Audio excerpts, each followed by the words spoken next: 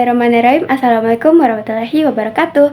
Before we get started, I would like to introduce myself. My name is Nurul Azifah Karamah. Also, my student ID number is 2004001240007. I made this video formally to complete the third segment of Linguistics with the theme of phonetic understanding. So, let's start it.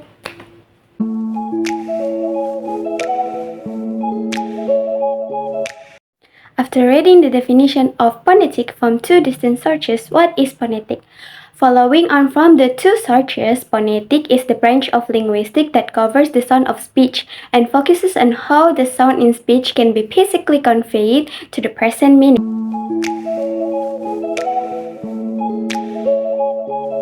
Phonetics studies about speech organs, speech sound, and the production of speech sound. What does that mean? Phonetic learns about the organ of speech or articulator, namely the use of organs to produce sounds such as air flowing from the lungs to the mouth to communicate message. We study this to find out the shape of articulator used in producing speech sound when communicating. Secondly, there is sound of speech, which can be understood as a collection of distinct sound produced when certain language. Because sounds are different from letters, there are symbols to represent each language. This system is known as International Phonetic Alphabet or IPA. Thirdly, there is speech sound production, meaning an explanation to the process of making sound using articulators, how to produce consonant and vowels in producing speech sound.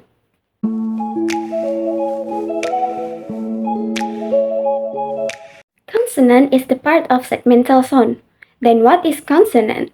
The segmental sound are divided into two, namely consonant and vowels. Consonants themselves are information related to the production of certain sounds such as place of articulation, ways of articulation, and characteristic. Consonants are produced with air flowing from the lungs. There is resonance time by the mouth so as to produce words to help convey meaning in a complex manner.